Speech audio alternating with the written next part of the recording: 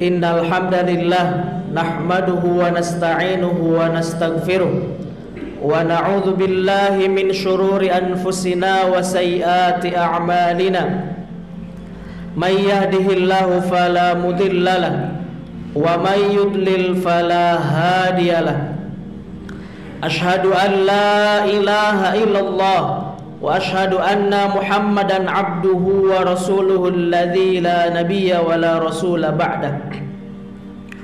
Allahumma salli ala Muhammad wa ala ali Muhammad kama sallaita ala Ibrahim wa ala ali Ibrahim wa barik ala Muhammad wa ala ali Muhammad kama barakta ala Ibrahim wa ala ali Ibrahim fil alamin innaka Hamidum Majid. Qala Allah Ta'ala fi kitabihil karim, a'udzu billahi minasy syaithanir rajim. Ya ayyuhalladzina amanu taqullaha haqqa tuqatih wa la tamutunna illa wa antum muslimun. Hadirin jamaah Jumat yang dimuliakan oleh Allah Subhanahu wa Ta'ala, marilah kita senantiasa meningkatkan keimanan dan ketakwaan kita kepada Allah Subhanahu wa Ta'ala, karena dengan keimanan dan ketakwaan ini merupakan sebaik-baik bekal, baik untuk kemaslahatan kita di dunia maupun untuk kemaslahatan kita di akhirat. Salawat beserta salam senantiasa tercurah limpahkan kepada baginda kita Nabiullah Muhammad sallallahu alaihi wasallam.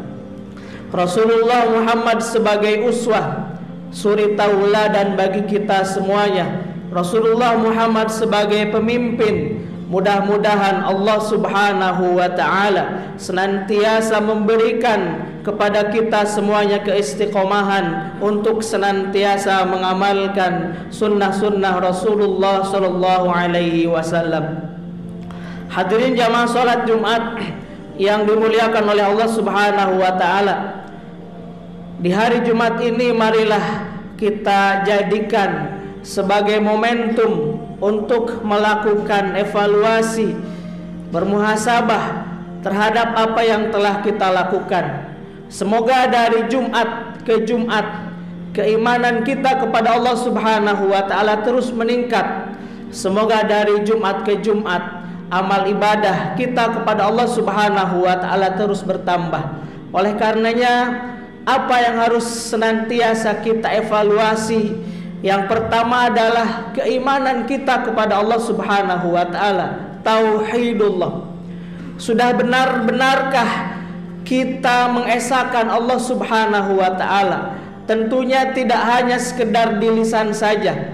Ketika kita mampu mengucapkan bahwasanya Allah Subhanahu wa Ta'ala adalah satu-satunya yang hak disembah, diibadahi oleh kita semuanya, itu tidak cukup sampai di situ, akan tetapi perlu pembuktian dengan melakukan ibadah kepada Allah Subhanahu wa Ta'ala. Hadirin jamaah sekalian, kenapa tauhidullah, pengesaan kita kepada Allah Subhanahu wa Ta'ala harus terus senantiasa kita pantau, kita evaluasi dan terus kita tingkatkan agar kita benar-benar mengimani, meyakini Allah Subhanahu wa Ta'ala, dan bahkan kita berdoa meminta kepada Allah Subhanahu wa Ta'ala diwafatkan dalam keadaan iman.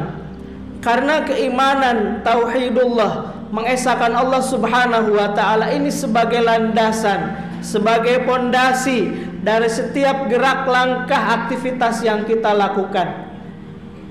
Esensi dari tauhidullah, mengesahkan Allah Subhanahu wa Ta'ala adalah ketika kita benar-benar mendahulukan kepentingan Allah Subhanahu wa Ta'ala, maka tanyakan pada diri kita, sudah benar-benarkah kita menjadi hamba Allah Subhanahu wa Ta'ala, atau kita masih menjadi hamba dunia, ataukah kita masih menjadi hamba manusia? Hadirin jamaah sekalian, marilah kita lihat, belajar dari seorang mantan budak, Bilal bin Rabah. Ketika masuk Islam, kemudian mantan majikannya mengintimidasi, agar kembali kepada ajaran yang sebelumnya.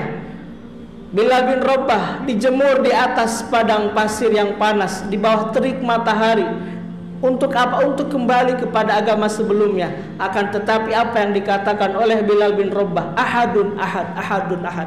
Sudahkah keimanan kita kepada Allah Subhanahu wa taala seperti keimanan bin Rabah ketika datang ujian, cobaan, musibah yang menghampiri kita? Sudahkah kita tertanam dalam diri kita keimanan yang kuat, yang kokoh kepada Allah Subhanahu wa taala?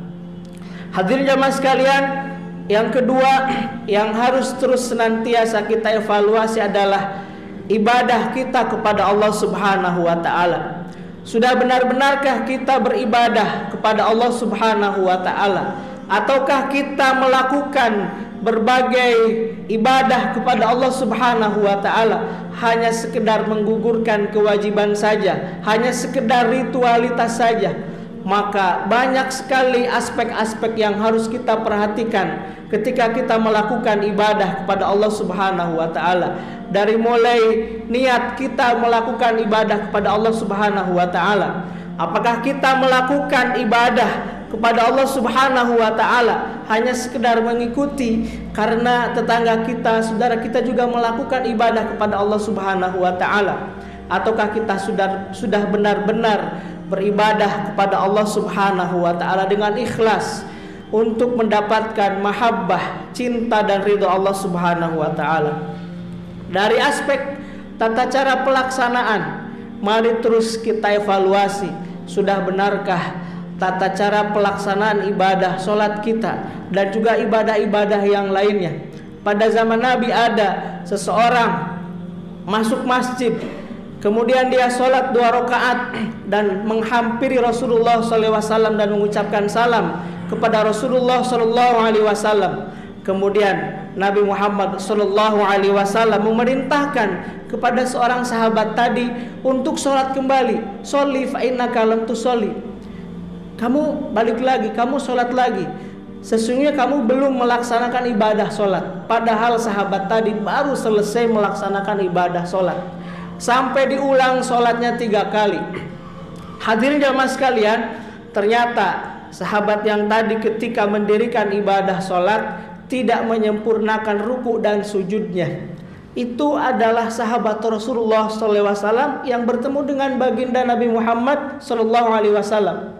Bagaimana dengan kita yang tidak bertemu dengan Rasulullah SAW?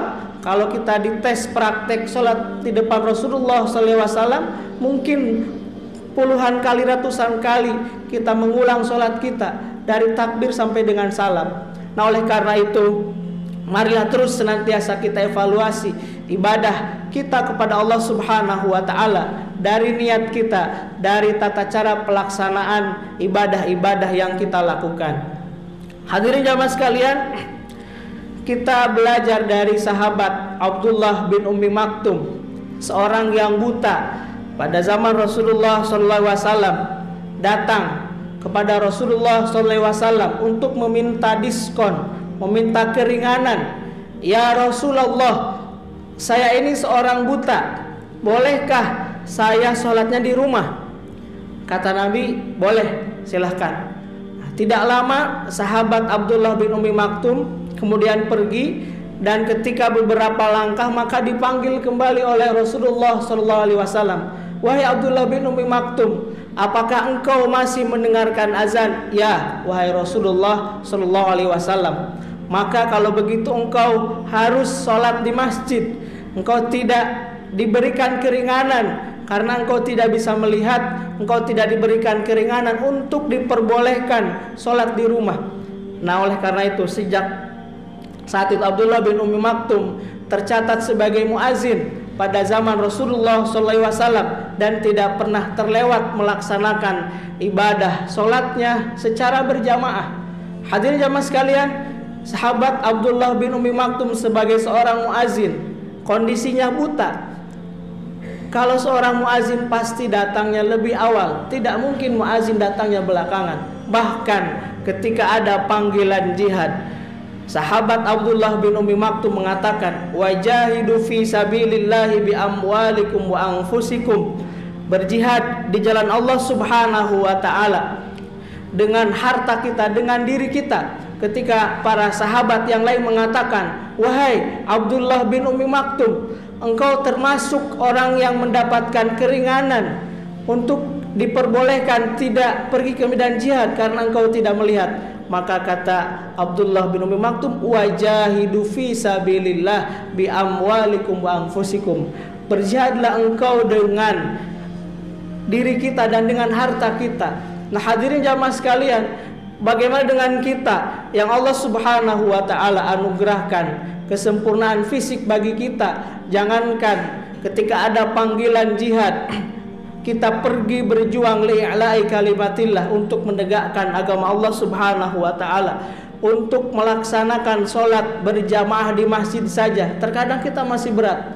Jangankan kita pergi ke medan jihad, untuk melaksanakan, untuk hadir dalam majelis-majelis ilmu, dalam kajian-kajian, dalam taklim, kita juga belum istiqomah. Kadang kita hadir, kadang kita datang.